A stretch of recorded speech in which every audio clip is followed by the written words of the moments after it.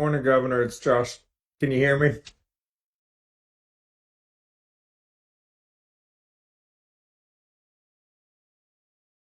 And Commissioner Dobson was also planning to join remotely, and someone has called. We do have a quorum, so we will start in just a minute. Governor, it's Josh. Just want to make sure you can hear me. Yeah, well, I want to make sure you can hear me. I Can got you hear me? I got Okay. you now. Thanks, Excellent. man. Great. Okay. Appreciate it.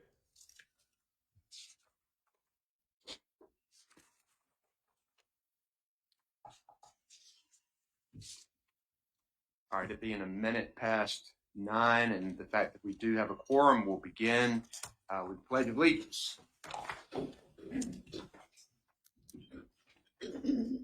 I pledge allegiance to the flag of the United States of America and to the republic for which it stands, one nation, under God, indivisible, with liberty and justice for all.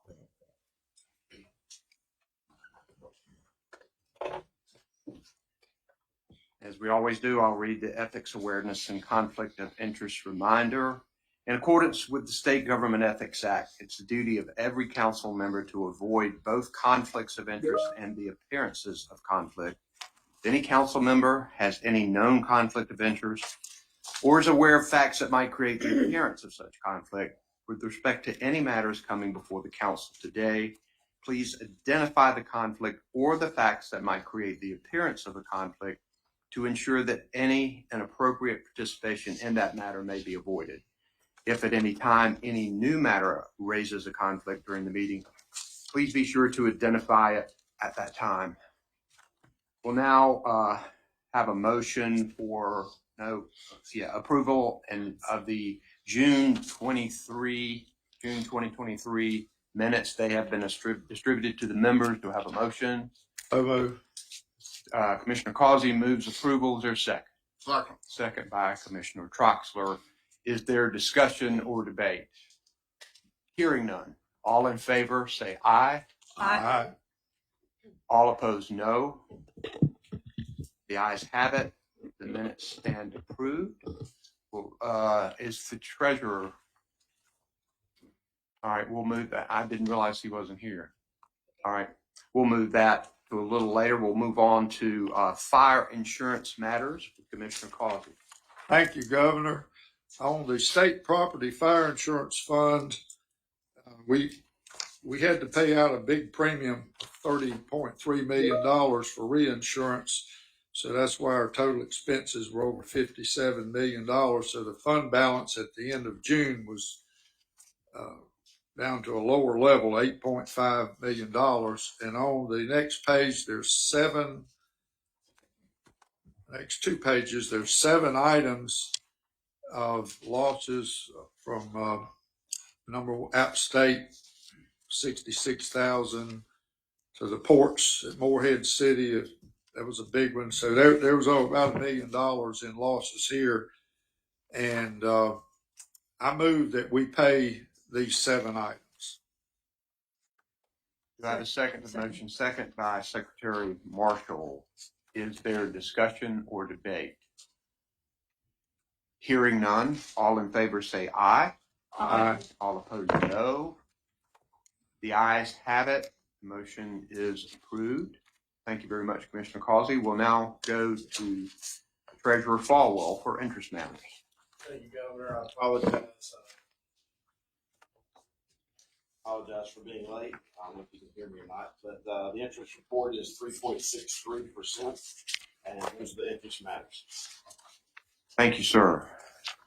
We'll now have Heather Fulgham with Board of Transportation right-of-way.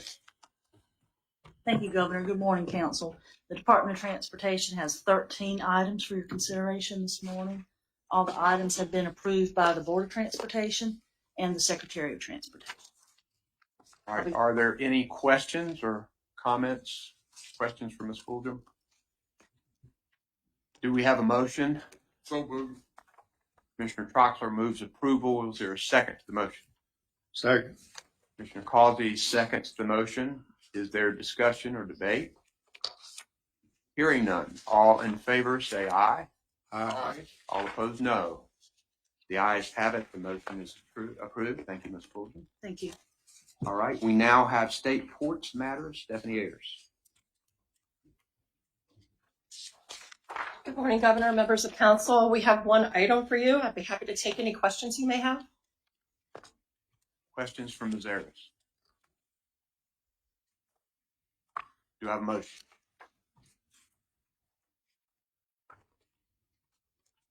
Lieutenant Governor Robinson moves approval. Is there a second?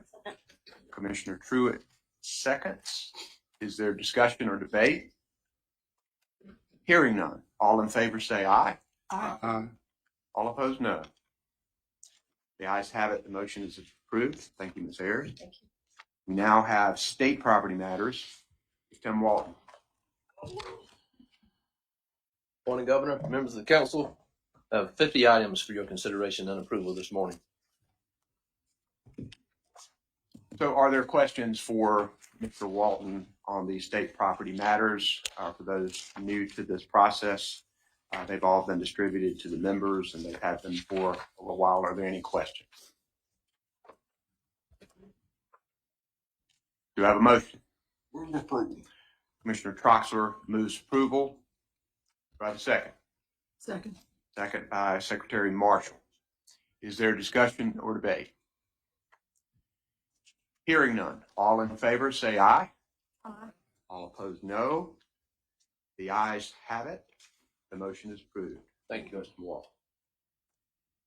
We'll now have our roundtable discussion, and we'll begin with Secretary Marshall.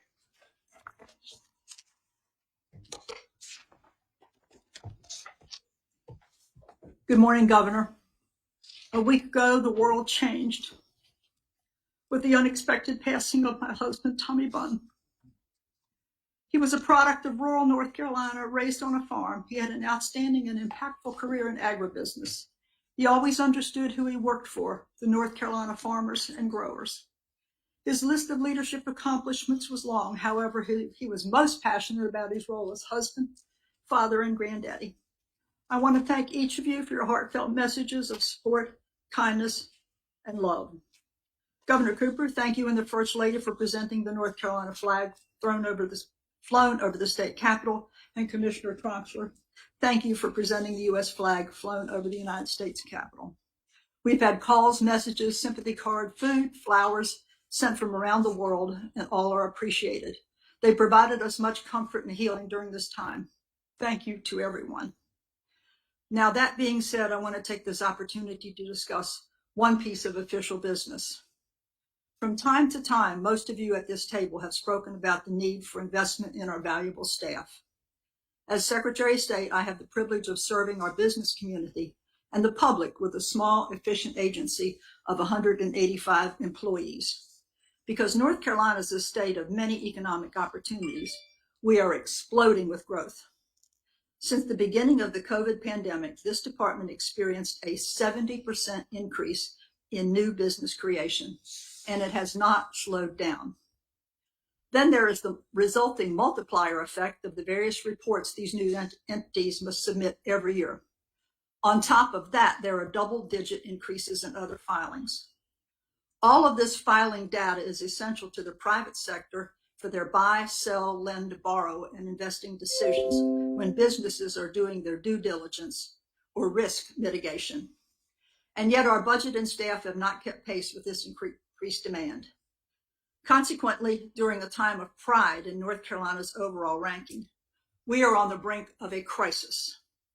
We continue to do more and more and more with little investment back in the agency's capacity to operate. We continue to communicate with the General Assembly leadership that they must provide additional staff positions to keep up with this beneficial but torrid business filing pace. In addition, they must provide sufficient salary enhancements in order for us to keep existing staff. We are one of the lowest paid agencies in state government. And they must adopt no more. That's right, I said no more legislation that adds significant responsibilities to the department without providing the additional employees to perform the additional work at the service level our citizens pay for, deserve, and expect.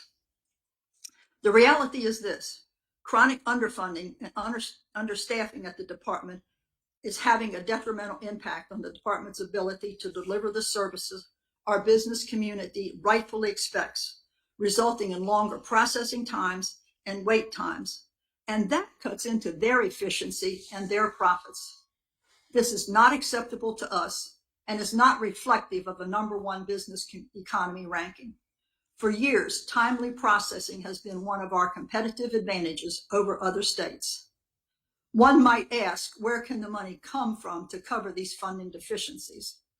Well, in the 22-23 fiscal year, the department transferred to the General Fund of North Carolina $190.8 million.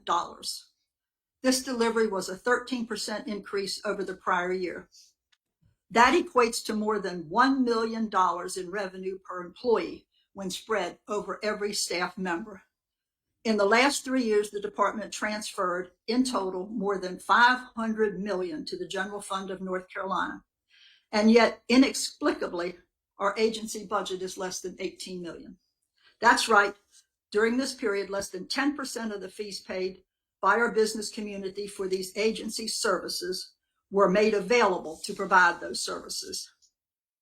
In many of our staff functions, we have only 1 or 2 individuals trained to perform the skilled work that's required.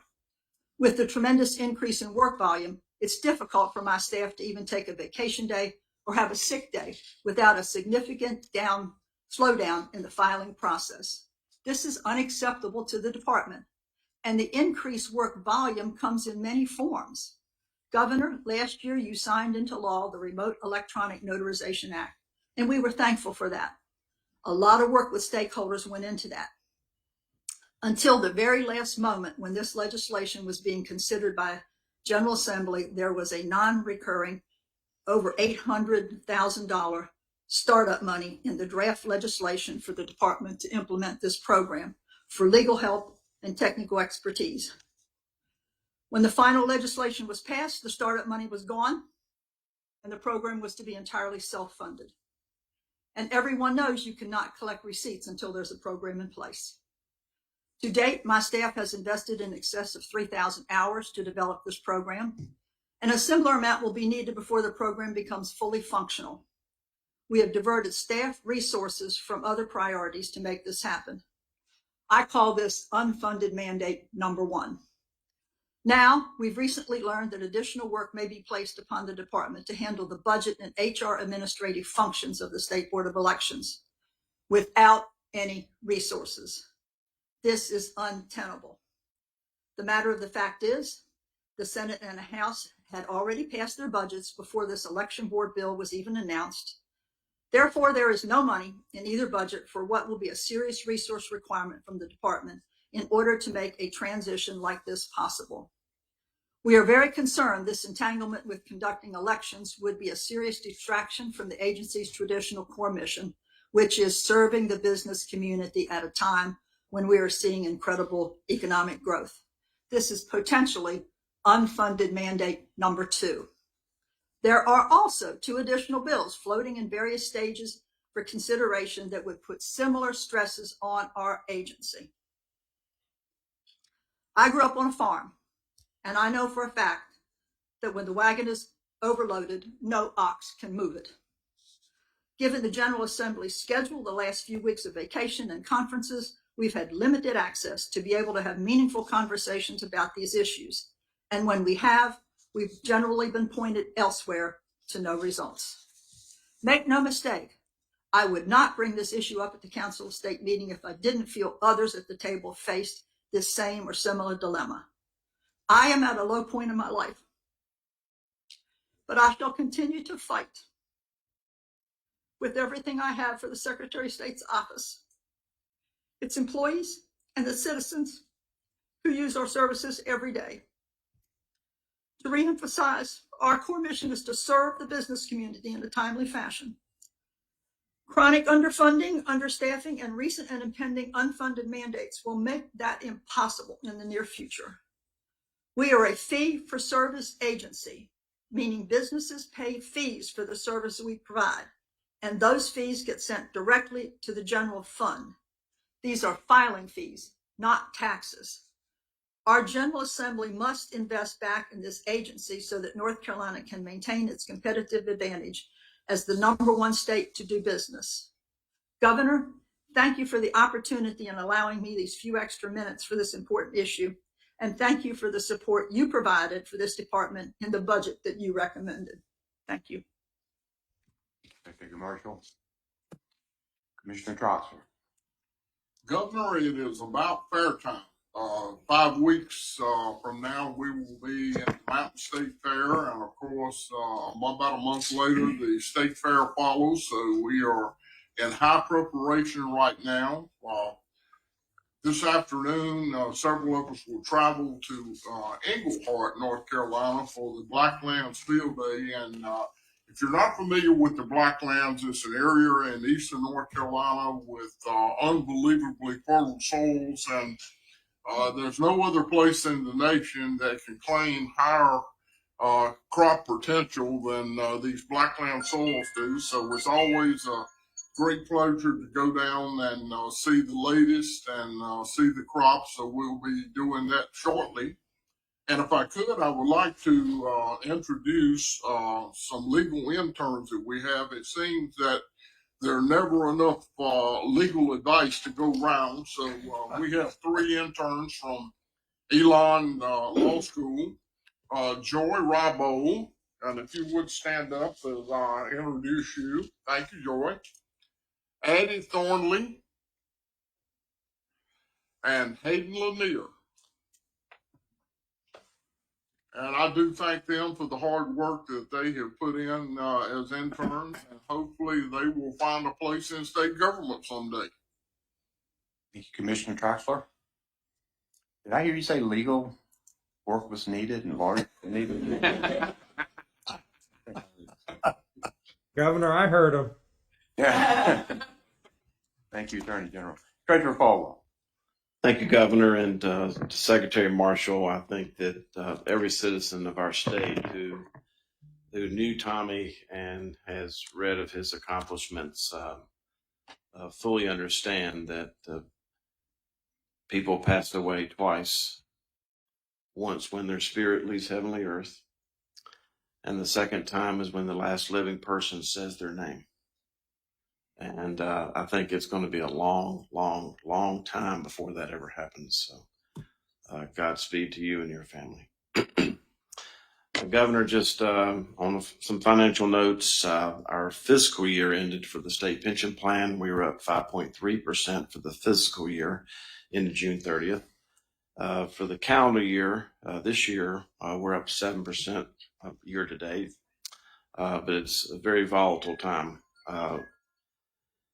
What the stock market is giving and taking, we're making up for a lot of that with the increased interest that we're earning on our fixed income investments, which is reflected in the interest report that I gave earlier. Secondly, the State Health Plan Board, which you have 2 appointees to that board, voted last week for the 7th straight year for family premiums to freeze family premiums for the 7th straight year. And that may be important to some people in this room, but I can tell you that it's highly important for entry-level state employees who work for all of our agencies, many of whom, based on what they make at the entry level, have to work 1 week out of every 4 to pay the family premium. So we are not satisfied with just freezing the price of something. We actually want to lower the price. And the reason that is, Governor, is that we need young, healthy families on our plan to offset people our age. It's just math. So we're very pleased to report that. That is the result of a lot of good negotiation, as well as hardworking people back at the state health plan, who over the last few years have cut well over $130 million in expenses, internal expenses, out of the state health plan. Number 2, we have a few years ago renegotiated our Medicare Advantage program. Governor, you and I will be on that one day. for that to result in a zero premium to our members, a $4 a month premium to their dependents, and no cost to the taxpayers.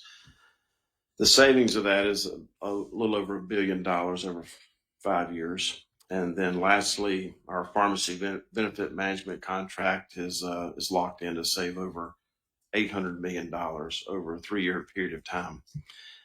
My reason for reporting that to you is that, similar to some of the frustration that Secretary Marshall expressed a few moments ago, we have done all we could.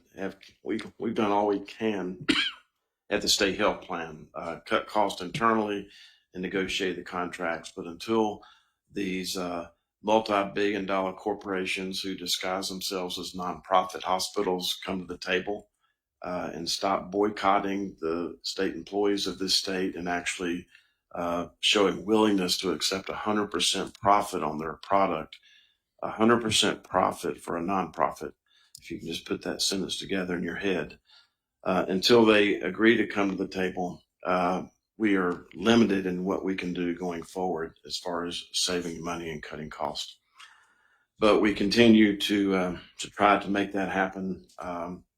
Lastly, at the State Health Plan Board meeting last week, we had a presentation regarding insulin costs.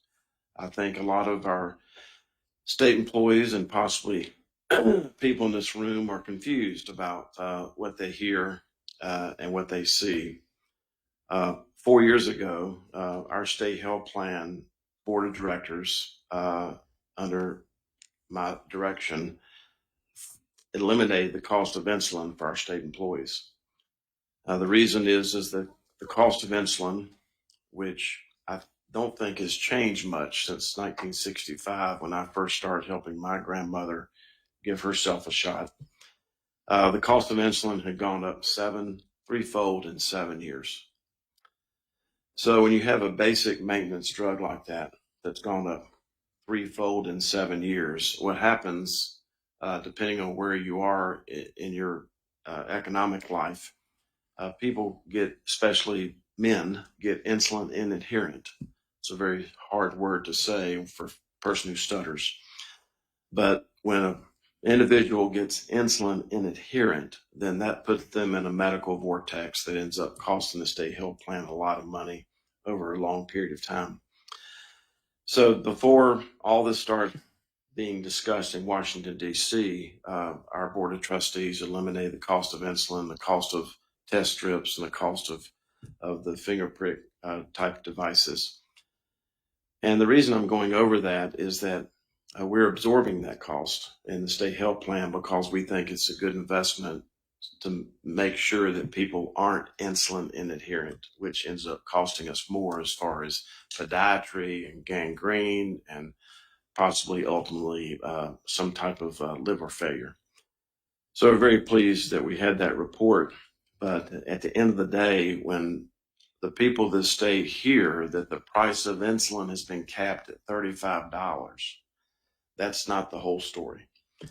That is only for certain people in certain situations. The fact is that the cost of these drugs, especially the specialty drugs, I don't know the exact number today, but 2% of the drugs that we're purchasing through our state health plan, which is well over $1 billion, is costing about 38% of our spend. So 2% of the drugs is costing 38% of the drug spend because of the cost of the specialty drugs, especially some of the new weight reduction drugs that you're seeing advertised on TV. So that's a little bit of a report. And lastly, I know that there's disagreement at this table, but we're very pleased that the United States Supreme Court last week in an emergency ruling overturned what the Fourth Circuit did regarding the Mountain Valley Pipeline.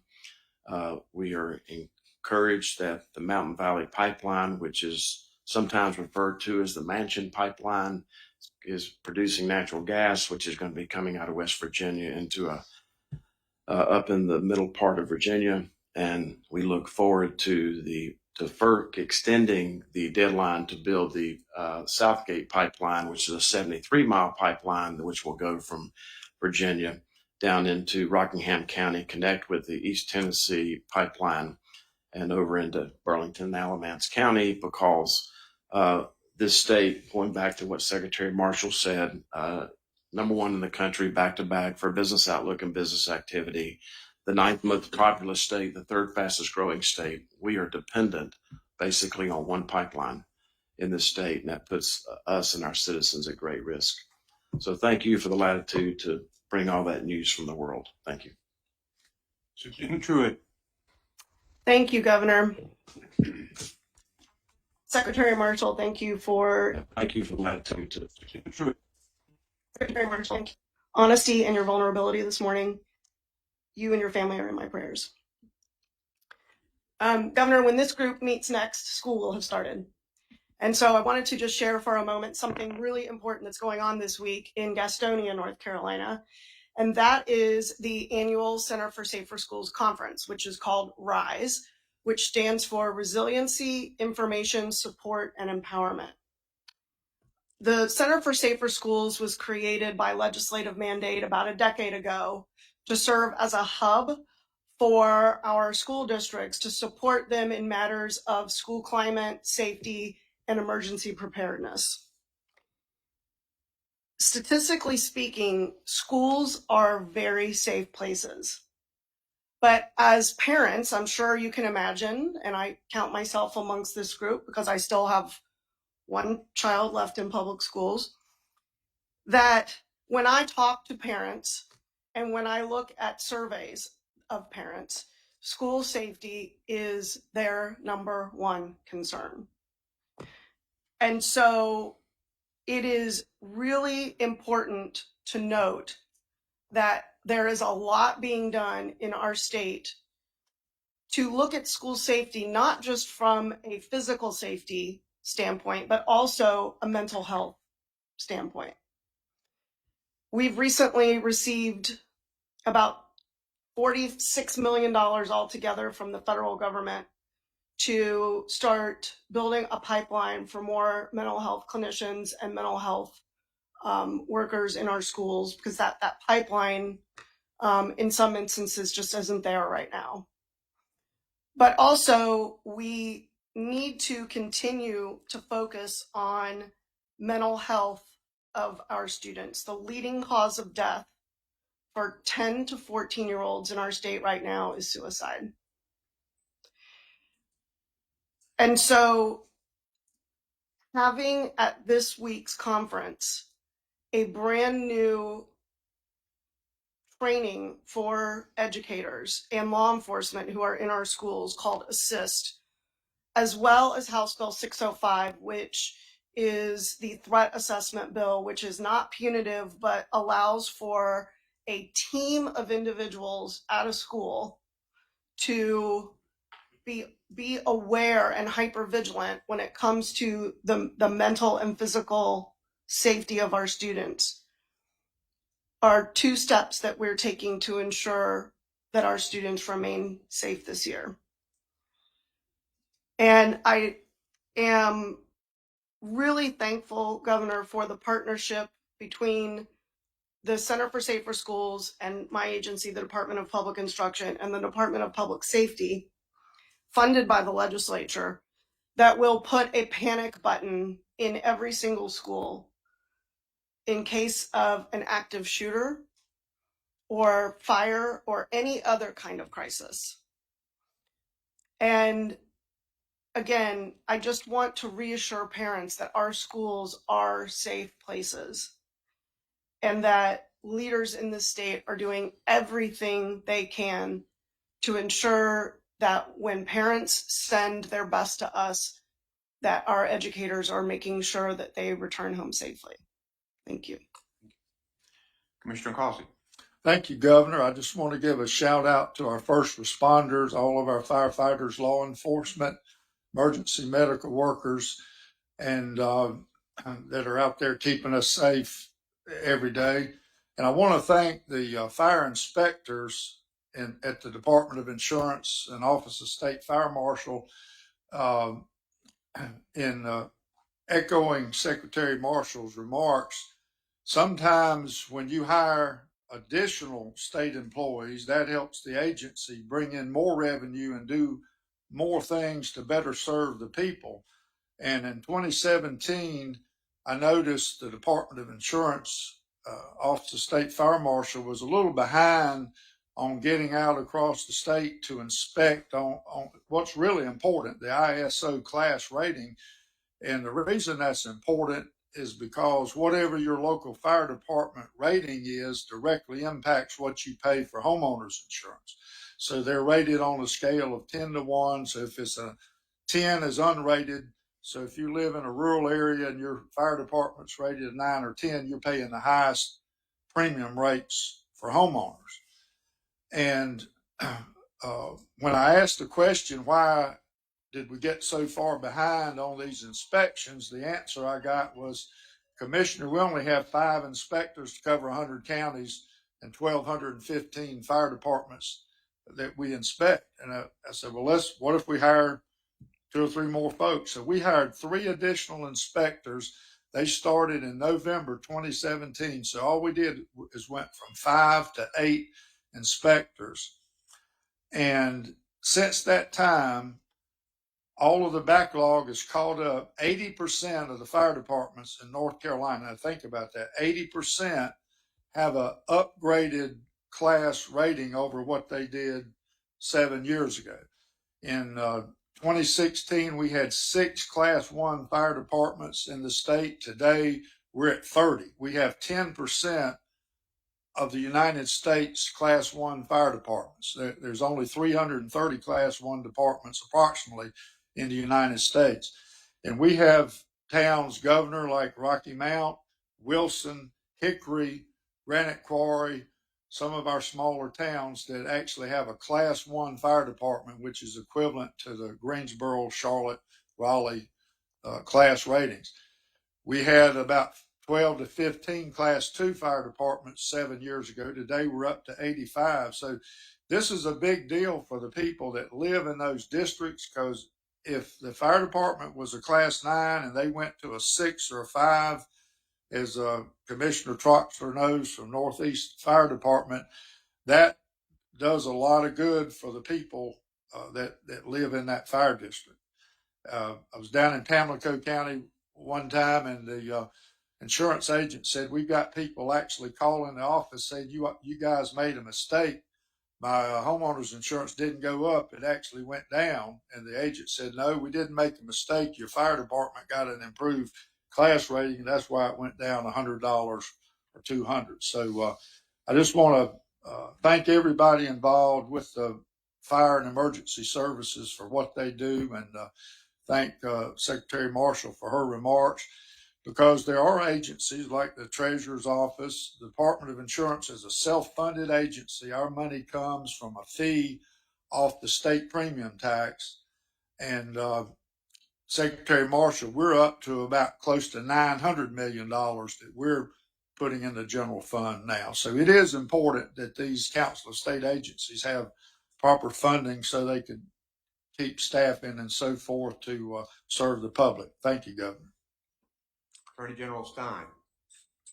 Thank you, Governor, and I want to join my colleagues in expressing my deepest condolences to Elaine about Tommy's passing. Elaine, our hearts go out to you, and may his memory be a blessing for all time. 2 weeks ago, I had the honor to go to the White House to meet with Vice President Harris, the Office of the National Drug Control Policy, ONDCP head, and a handful of other state attorney general to talk about the devastating fentanyl crisis. Fentanyl is now the leading cause of death of young Americans.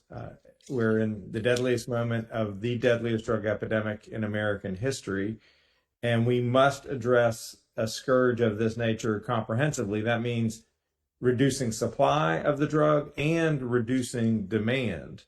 And on the supply side, it involves cracking down on the illicit fentanyl supply chain that starts in China and goes to Mexico, and stopping it at the border. And obviously those are responsibilities of the federal government. But we also need to break up fentanyl supply chains here in North Carolina. Local law enforcement is doing tremendous work in that regard.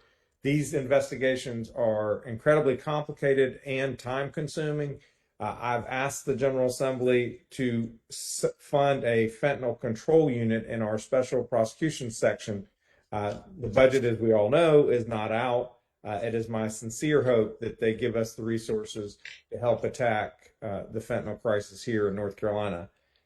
On the fentanyl demand side, that's why the money that we won from Big Pharma is so absolutely urgent.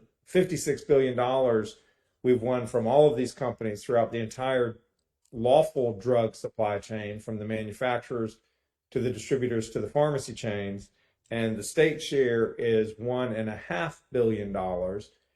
Those funds have begun flowing, and counties across the state are investing these funds in their communities to help people who are struggling with addiction overcome that addiction so that they can live their lives free and healthy. And I've been traveling the state and seeing the really impressive and good work happening across North Carolina in this regard.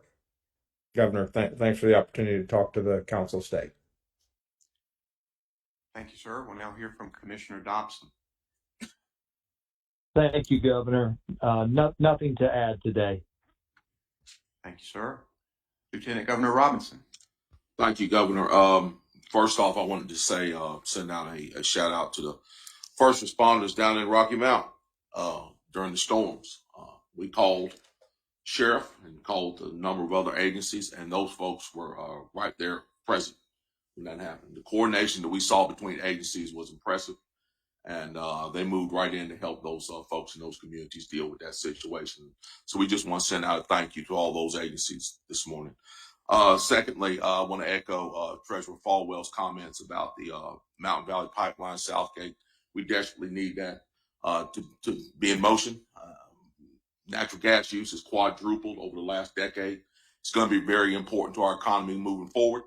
And so I'm glad to see that the FERC is going to, it looks like they're going to give them the permits they need to move forward on that project. The last thing I want to cover is I saw two great examples of what our schools are doing over the last couple of weeks. Yesterday, I visited a 5th grade class at Roger Bacon Academy that rose the question, are you smarter than a 5th grader? I listened to some of the history quizzes that the teacher gave, questions that the teacher gave to the students. And I was standing there as a college educated historian thinking, I'm not sure if I can answer those questions. And these young kids were answering them. Not only that, I heard these 5th graders say the Pledge of Allegiance in Latin. These students at this academy start learning Latin in 4th grade. And that is very encouraging to see young people learning at that level, at that grade. And then on the other end, I visited a high school in Yancey County where they're teaching young people to operate heavy equipment. And they're the #1 school in the state when it comes to that. The private public partnership between the school and Carolina Caterpillar and an earth moving company is moving those young people into great careers once they leave high school. And it is great to see that. I'm sure the superintendent will share my feelings on this as well as many of you. Our young people are valuable to us, and it's great to see them learning at such an early age. And it's great to see them moving on into great careers once they leave high school. So those are two great examples of what's right with our schools today. So that's all I have today. Thank you. Appreciate the Council of State's remarks today. You'll see at the end there, as you go out the door, a place for the governor's school supply drive, where you can leave school supplies that will be distributed to our public schools. I think it gets the award for the most creative display. I haven't seen the other ones, but I'm grateful for that. I'll be headed from here to Charlotte at Central Piedmont Community College to have a statewide celebration of North Carolina's designation once again as the best state for business. And we're there to celebrate the reason for that. And that is the people of our state, our well-trained, educated, diverse workforce that businesses expand here for and come here for.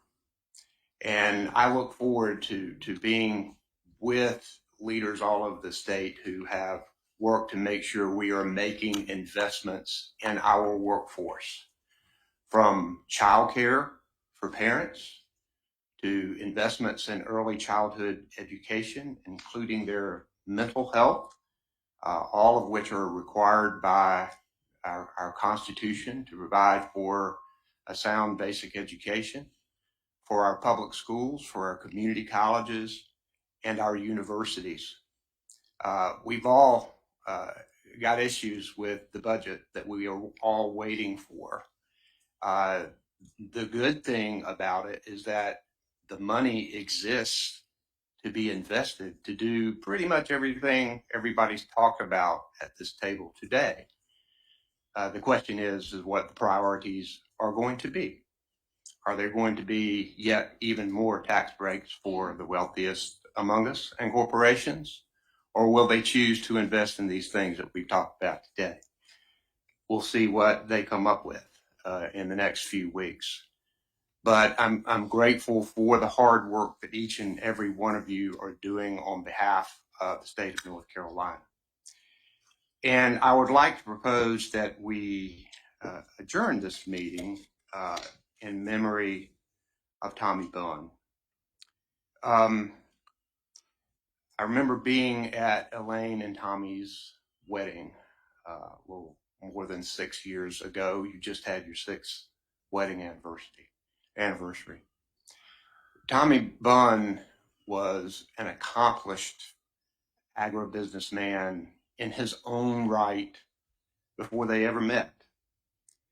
But when they did meet, he knew that she had one of the most important jobs in state government. So he made it his point to make sure that he supported her. And each and every one of us who's been involved in state government or politics have seen them at different places. He's right there supporting her, talking to people. And I hadn't met anyone who didn't really like Tommy Bunn. One of the nicest people that you would ever want to meet, was so supportive of Elaine's career and sat through a lot of long events with her, right there by her side each and every time. And I'll tell you this, Secretary Marshall, you are right today where Tommy would want you to be, serving the people of North Carolina, making a passionate plea for your employees that are helping to further business interests in the state. So I would hope that we could move unanimously this meeting in adjournment in honor of Tommy Bunn. All in favor say aye. Aye. Thank you very much, everybody. Council members, if you get a chance to sign minutes, we're a little bit behind, so on your way